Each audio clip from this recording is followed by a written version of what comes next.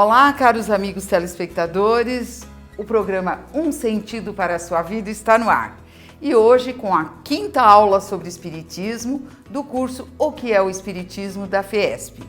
Hoje nós teremos duas aulas, a parte A, o tríplice aspecto do Espiritismo, e a parte B, uma linda parábola dos trabalhadores da última hora. Vamos iniciar com a Vera Braga, diretora do curso, fazendo o preparo de ambiente com o livro Bem Viver. Bem-vindos à quinta aula do curso online da Federação Espírita do Estado de São Paulo. Estamos felizes porque hoje vamos falar a respeito do teor da quinta aula. Tenho aqui ao meu lado a nossa companheira que enfocará a parte A desta quinta aula, falando a respeito do Espiritismo em seu tríplice aspecto. Mas me incumbe a parte de harmonização e de preparação. Então, nesse momento, nós vamos procurar concentrar todo o nosso pensamento e sentimento, elevando ambos ao Mestre Jesus, pedindo que Ele esteja junto a nós, nos trazendo o amparo, a esperança, a fé solidificada pelo nosso próprio esforço. E assim, enlaçamos a todos nessa fraternidade doce que aprendemos ao longo das nossas experiências reencarnatórias. E para que tenhamos uma mensagem semanal, nós vamos à leitura do nosso livro de preparo, que, como todos já conhecem, é o Bem Viver. Cada lição é ilustrada por um desenho e nós temos então a oportunidade de refletir a respeito daquilo que nos é apresentado. Hoje, acompanhando a quinta lição, teremos o número 24 do Bem Viver. Diz: paz na terra àqueles que semeiam os ensinamentos do Mestre, porque deles colherão a alegria em servir.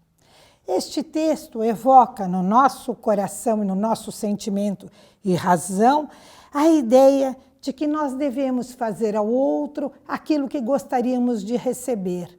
Essa reciprocidade é que fará com que possamos um dia conviver com suavidade, amenidade, trazendo para os nossos corações a mudança para um planeta de regeneração.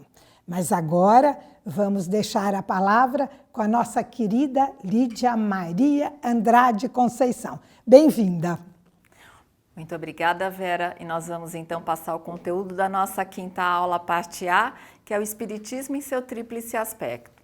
Com certeza, todos que se aproximam à doutrina espírita ou de alguém que já é espírita, ouve essa expressão: a doutrina espírita tem um tríplice aspecto. Muitas vezes nós temos dúvidas e não entendemos bem por quê. Esse é o objetivo da nossa aula e dos conteúdos: conceituar os três aspectos da doutrina espírita, como ciência, como filosofia e como religião. Mostrar que o espiritismo não pode ser definido como uma religião propriamente dita, porque não dispõe de rituais e uma série de formalidades de outros cultos religiosos. E levar o aluno à constatação de que a doutrina espírita se apoia nos fatos e na lógica, e por isso ela é diferenciada e nos permite desenvolver aquilo que Kardec chamava de fé raciocinada, embasada na racionalidade da inteligência e na lógica.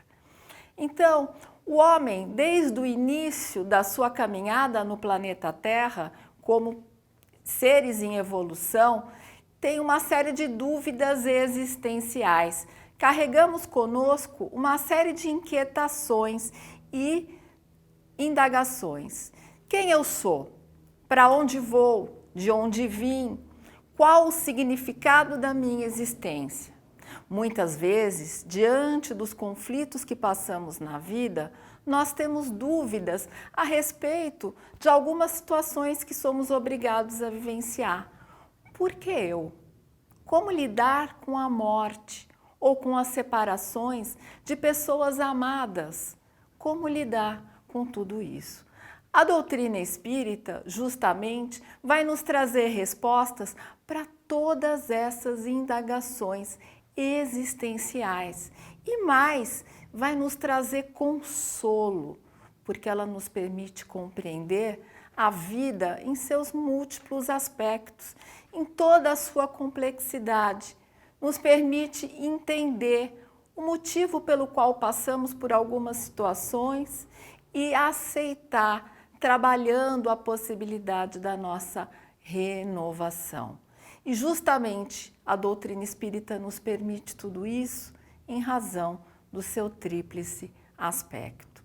Primeiramente, vamos olhar então que a chave das grandes questões existenciais estão na própria doutrina espírita e ela vai nos ajudar a compreender a vida e o nosso caminho para o futuro. A partir do nosso estudo, começamos pelo entendimento da ciência. É sempre bom trazermos o conceito da ciência como encontramos, no caso aqui, de um dicionário.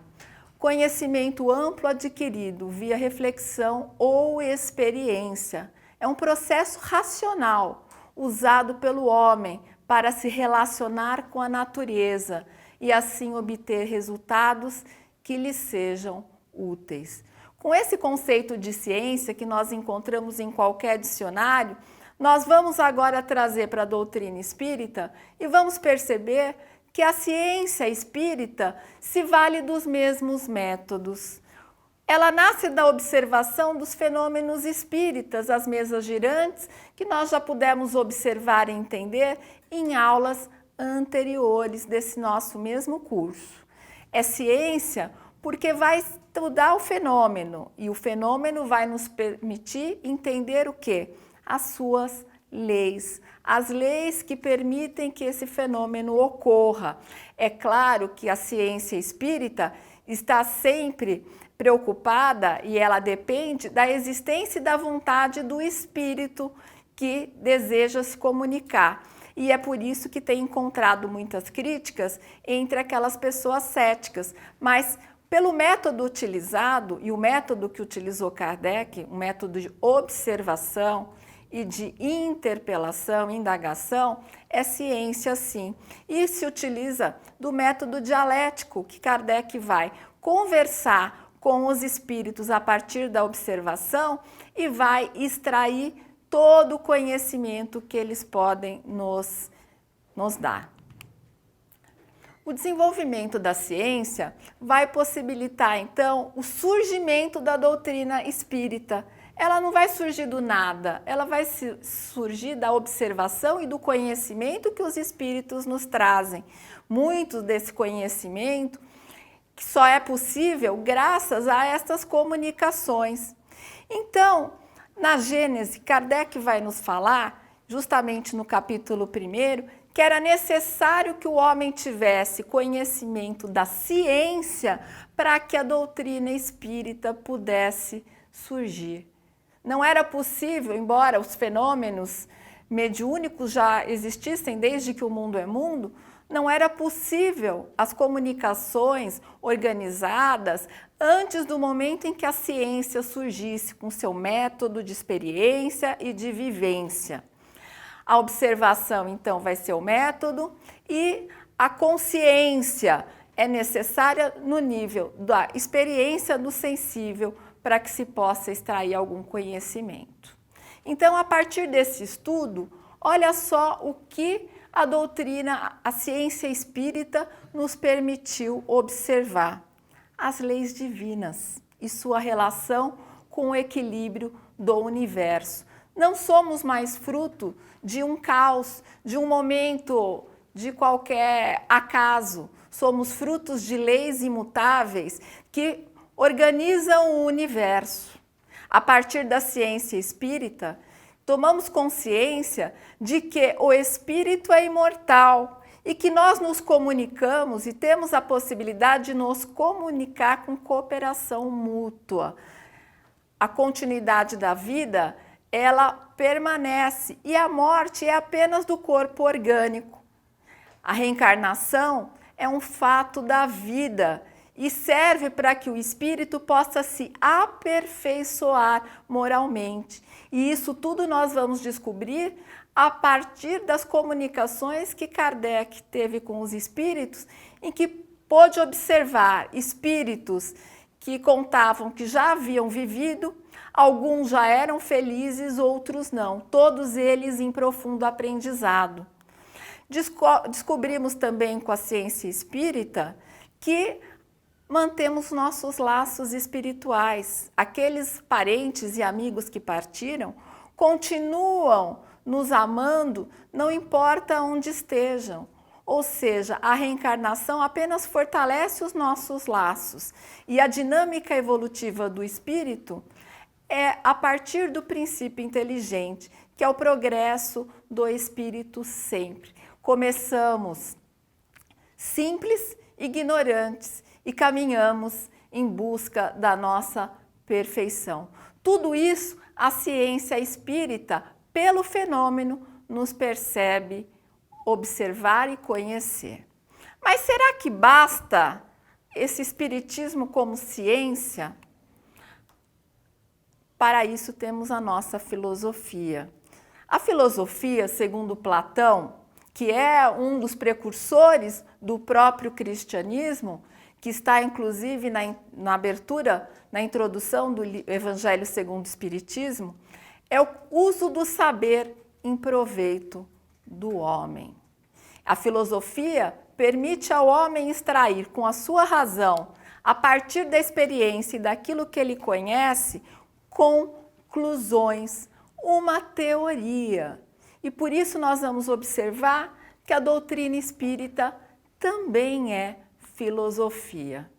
É filosofia porque todo aquele conhecimento advindo da ciência vai nos permitir entender que temos responsabilidade de como viver e como sermos felizes. Temos consequências morais decorrentes do conhecimento obtido acerca da existência de leis divinas regendo todas as nossas vidas. O objetivo da vida é o nosso progresso. Não o progresso da nossa personalidade aqui material, mas o progresso do nosso espírito, desenvolvendo suas perfectibilidades, suas qualidades morais, a fim de se tornar cada dia mais perfeito. É o fortalecimento dos nossos vínculos afetivos, ou seja, quanto mais temos oportunidade de viver novas experiências, temos condições de desenvolver o amor como sentimento moral por excelência a partir dos nossos relacionamentos de afinidade e de parentesco.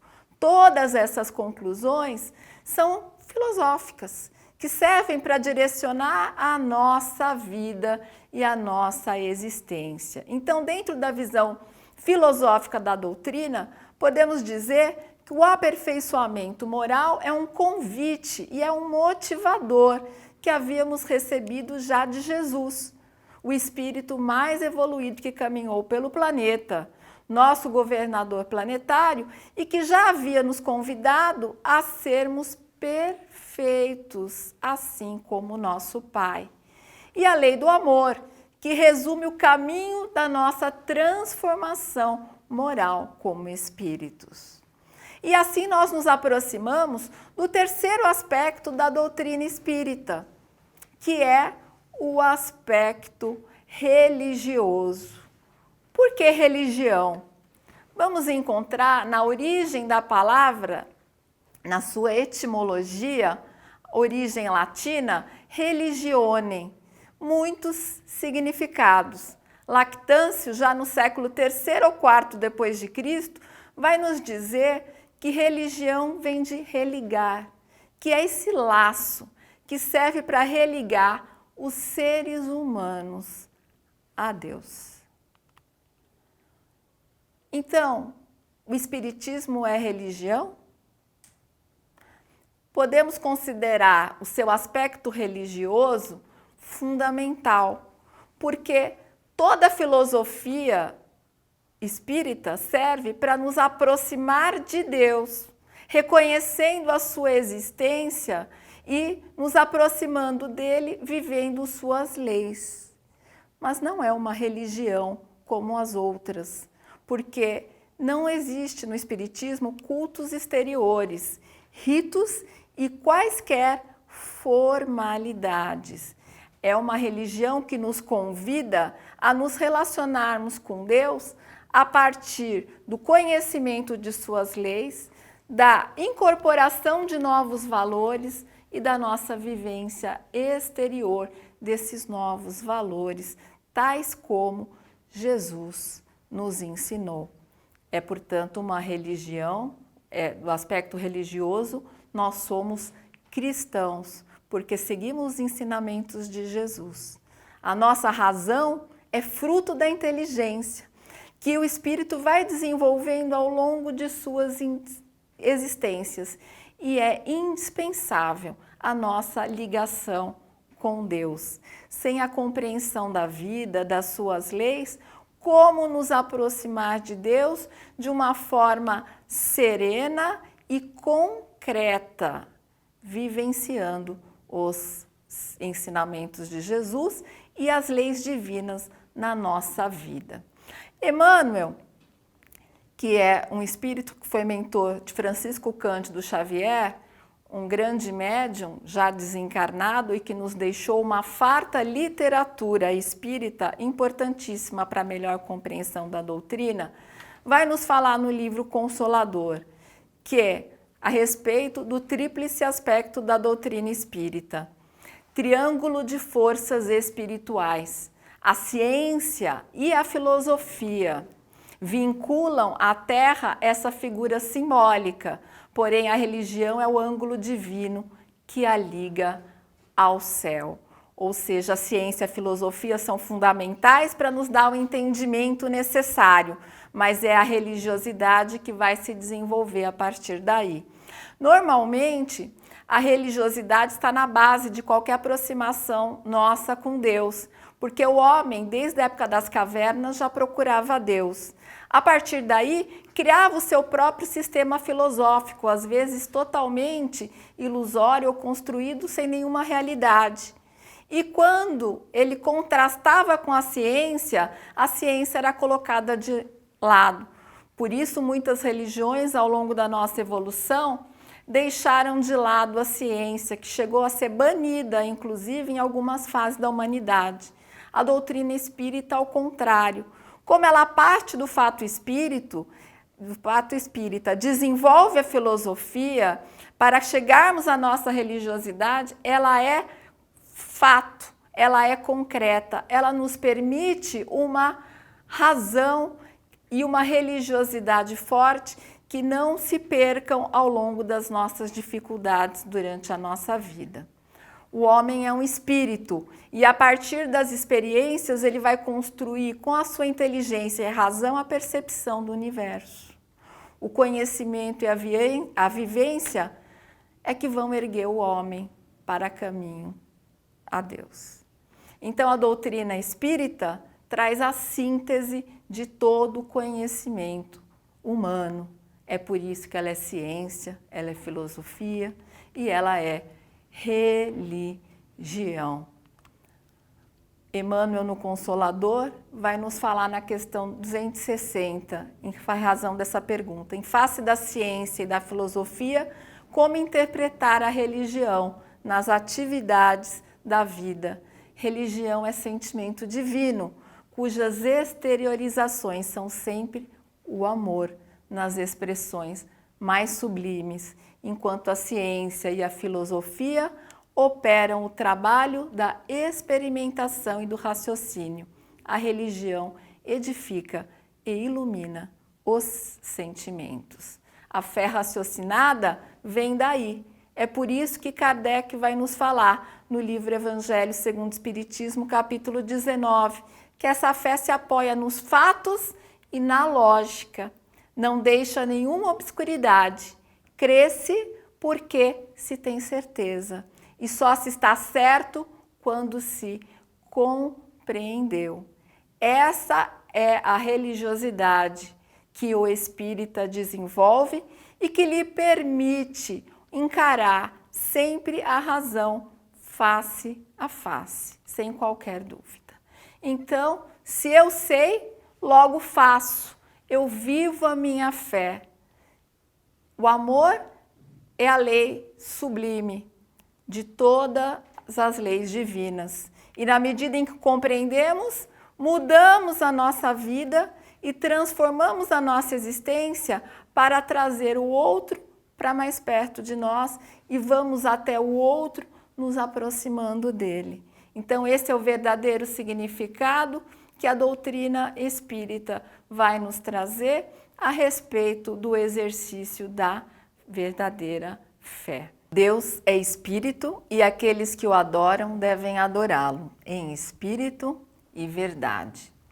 Isto está em João, capítulo 4, versículo 24, e é justamente a maneira como a doutrina espírita encara a nossa religiosidade. Somos espíritos e devemos nos relacionar com Deus no íntimo da nossa alma, com o nosso coração, vivenciando no nosso dia a dia, no nosso cotidiano, a nossa experiência, nos aproximando das outras criaturas, deixando o nosso conforto e fazendo o máximo que podemos fazer por todos aqueles a fim de nos transformarmos e vivenciarmos a lei do amor em nossas vidas. Isso é viver com Deus no coração. E esperamos que a aula tenha sido clara e que nós possamos ter passado todo o conteúdo. E nesse momento, então, eu vou convidar com muita satisfação a nossa expositora Vilma Tanigawa, que vai fazer a parte B da aula de hoje. Olá, queridos amigos, que a paz de Jesus continue a reinar em nossos corações. E dando continuidade à nossa quinta aula de hoje, da parte B, nós iremos falar a respeito da parábola dos trabalhadores de última hora. E como objetivos da nossa aula, nós temos relatar e explicar a parábola, esclarecer que a encarnação é um momento breve em relação à imortalidade do espírito. E conscientizar os alunos que nós nos encontramos na última hora. E a parábola dos trabalhadores da última hora, ela também é conhecida como a parábola dos trabalhadores da vinha. Queridos amigos, o que significa uma parábola? Parábola é uma narrativa alegórica que, mediante comparações, ela contém um ensinamento moral. E Jesus costumava utilizar muito as parábolas para passar os seus ensinamentos. Assim, ele nos falava a respeito dos fatos e dos acontecimentos do dia a dia, assim como também de usos e costumes. E ele falava assim para que as pessoas que estavam ouvindo pudessem compreender melhor ainda os seus ensinamentos. A parábola dos trabalhadores da última hora nos faz lembrar que naquele período em que Jesus estava nos narrando essa parábola, era a época da colheita de uvas. E na época de Jesus era comum também os trabalhadores ficarem nas praças públicas esperando para serem convidados para o trabalho. E assim disse Jesus, que o reino dos céus é semelhante a um homem, pai de família, que ao romper da manhã saiu a assalariar trabalhadores para a sua vinha. E assim o senhor da vinha, ele se dirigiu à praça onde se encontravam os trabalhadores. E ao romper da manhã, como nos diz a parábola, eram 6 horas. E ali ele combinou juntamente com os trabalhadores o quanto seria a diária. e ele assim os mandou para a vinha. Passado algum tempo, na 3ª hora, que no nosso tempo nós dizemos que são 9 horas, ele passa na praça e convida também as pessoas que estão ali esperando para serem empregados. Ele faz o ajuste certo e os manda para a vinha. E ele volta novamente à praça, na hora 6ª, correspondente às 12 horas, na hora 9ª, correspondente às 15 horas, e combina o que é justo. E assim, passado algum tempo, na 10ª hora, que corresponde no nosso tempo, às 17 horas, ele vai novamente para a praça e observa que estão ali alguns trabalhadores ociosos. E ele pergunta: por que vocês estão aí ociosos, sem trabalhar? Foi quando eles responderam: é que ninguém nos contratou. Assim, o senhor da vinha diz: vão vocês também trabalhar na minha vinha. E ao final da tarde, o senhor da vinha diz ao seu mordomo: chama os trabalhadores e paga-lhes a diária. E faz uma recomendação. Ele diz: começando pelos últimos e acabando nos primeiros. E assim foi feito. Tendo chegado os trabalhadores da 10ª hora, receberam cada um o seu dinheiro. E chegando também os da 1ª hora, eles julgaram o quê? Queriam receber mais. Porém, eles receberam a mesma quantidade, um dinheiro cada um, que no dinheiro da época correspondia a 1 denário. E assim, esses trabalhadores da última hora, eles ficaram indignados. E eles murmuraram contra o senhor da vinha, dizendo: estes que vieram por último, não trabalharam senão 1 hora, e tu os igualaste conosco, que aturamos o peso do dia e do calor do sol. E o senhor da vinha respondeu: amigo, eu por acaso estou sendo injusto com você? Não foi isso que nós combinamos? Toma o que é teu e vai-te, pois quero dar a este último também o tanto quanto eu dei a ti. Por acaso não me é lícito fazer o que eu quero? Ou acaso o teu olho é mau porque eu sou bom? E Jesus termina a parábola dizendo: assim serão os últimos os primeiros, e primeiros os últimos, porque são muitos os chamados e poucos os escolhidos. E nós podemos encontrar na íntegra essa parábola no Evangelho de Mateus, capítulo 20, nos itens de 1 a 16. E assim, queridos irmãos, nós ficamos pensando: será que o pai da vinha foi justo, o dono da vinha? E quantos são aqueles que ficam indignados com essa parábola? Porque eles não aceitam que aquele que chegou na 1ª hora, às 6 horas da manhã, trabalhou, suou, deu duro durante o dia todo, até às 18 horas, vai receber a mesma coisa que aquele que chegou às 17 horas. Então, nós dizemos que esta parábola, ela exige o quê? Uma reflexão, a fim de que possamos compreender a mensagem que Jesus quis nos transmitir. O pai de família é a representação de Deus. A vinha é a representação do universo. Os trabalhadores somos nós, a humanidade. O trabalho da vinha é o bem a ser realizado. E as horas simbolizam o tempo, isto é, as nossas encarnações. O salário é o reino dos céus. A alegria do dever cumprido. e a cada um, como nos disse Jesus, segundo as suas obras. E a parábola dos trabalhadores da última hora, ela possui diversas interpretações. Em Caibar Schutel, nas parábolas e ensinos de Jesus, ele nos valoriza mais a qualidade do trabalho do que a quantidade do trabalho. No nosso dia a dia, quantas vezes nós realizamos pouco trabalho, mas com boa qualidade?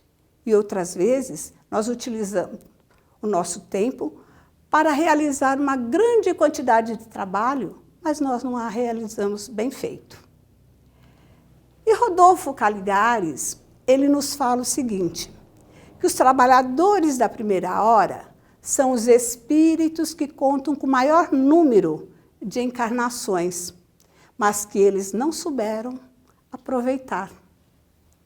E os trabalhadores da última hora, ele disse que nos simbolizam os espíritos que contam com menor número de encarnações, mas que estes souberam aproveitar bem, fazendo melhor uso do seu livre-arbítrio e caminhando em direção do seu progresso espiritual. E no Evangelho segundo o Espiritismo, codificado por Allan Kardec, nós encontramos no capítulo 20 a seguinte interpretação. Além de nós encontrarmos também no Evangelho, nós podemos ler essa interpretação no livro-texto, o nosso livro do curso O que é o Espiritismo. E essa interpretação nos diz o seguinte, que o primeiro chamado foi com Moisés, porque nós fomos convidados a desenvolver os germes das nossas virtudes. E nessa época, nós éramos rebeldes, e Moisés precisava ser enérgico através da lei, de talião, olho por olho, dente por dente. E nesse período também nós acreditávamos que Deus era todo-poderoso, mas que Ele nos castigava. No segundo chamado, nós tivemos com quem? Com Jesus.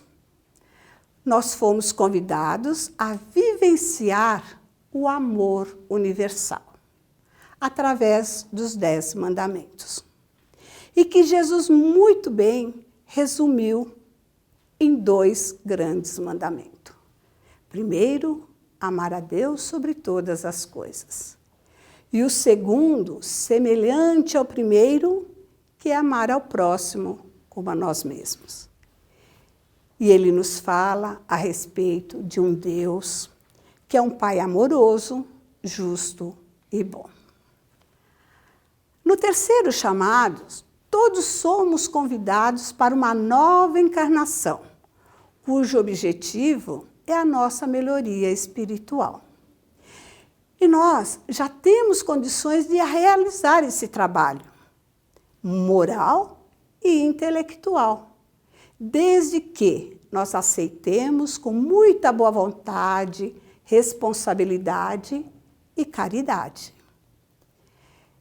E trazendo assim também, queridos irmãos, essa parábola para o nosso dia a dia, nós podemos lembrar do trabalho da nossa empresa. Quantas vezes é contratado um funcionário novo para se integrar na nossa equipe e esse funcionário chega com maior boa vontade de trabalhar. Ele é responsável, dedicado, ele está sempre pronto a atender a todos, ele é um inovador, está sempre pronto para dar o melhor de si. Quantas vezes na nossa empresa é contratado um funcionário novo e ele chega com boa vontade de trabalhar, dá o melhor de si, ele é solícito, está sempre pronto para atender a todos. E o seu trabalho é feito com muita eficiência. Uma pessoa inovadora e que dá sempre o melhor de si. E aí ele é reconhecido pelo nosso chefe, pelo nosso patrão, e ele é promovido. Muitas vezes ganhando a mesma coisa que nós, ou ganhando até muito mais do que nós, e outras vezes até é promovido por um cargo muito mais importante do que o nosso. E aí nós ficamos questionando, poxa vida, eu estou aqui há tantos anos trabalhando nessa empresa, e esse daí que acabou de chegar, ele já está sendo promovido, recebendo aumento de salário, recebendo cargos novos, e nós acabamos ficando indignados. E esta mensagem, ela vem para nos falar a respeito de quê? Que o mais importante não é a quantidade de tempo que nós estamos na nossa empresa, e sim a qualidade do nosso trabalho.